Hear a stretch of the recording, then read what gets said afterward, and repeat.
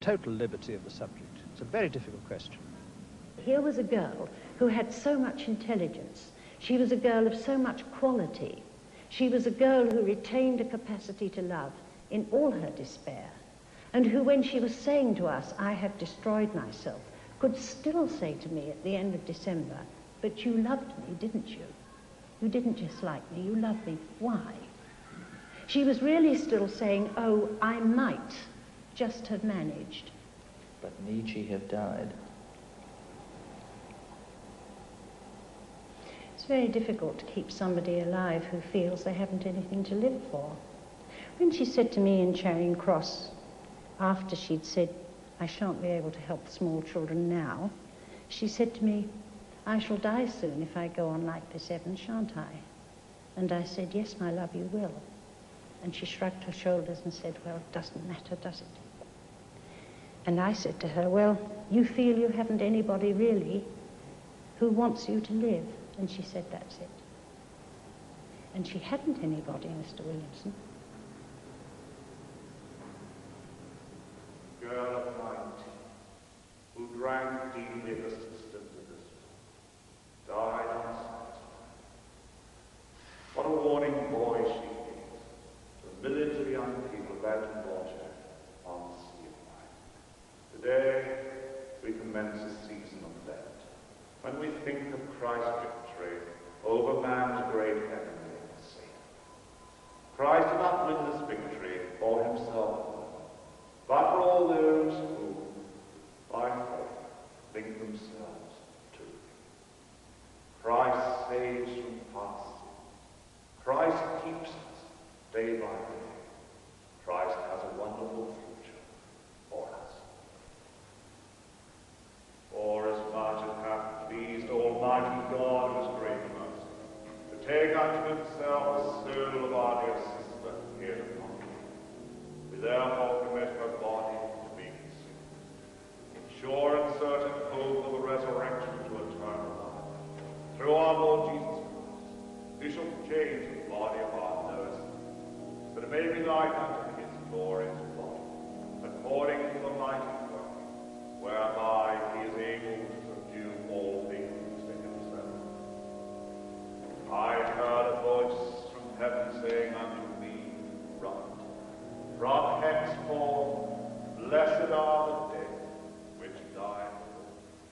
I didn't think that any of the things that was said or anything that happened had anything to do with Gale. I don't think that realistic things were said, and he didn't know her. He was talking about someone he didn't know. Nothing at all of that service was bearable to me. I thought it was terrible, terrible, all the old things trotted out. Gale herself would have laughed those to scorn. We'll never get a solution to these young people. Not really one of you ever really believed it would come to this. I would have said perhaps to them, if you know who gave her the first shot of heroin, just go back and tell them where it ended up. And tell them, don't give a shot of heroin to any other young person. I thought it was a sham. I wished I hadn't gone, if you want to know. I couldn't bear it. I couldn't bear it at all. It had nothing to do with Gale at all. Nothing. I tossed my head and laughed, because I knew that I was free. When I am free, don't shake your head. I know I'm dead.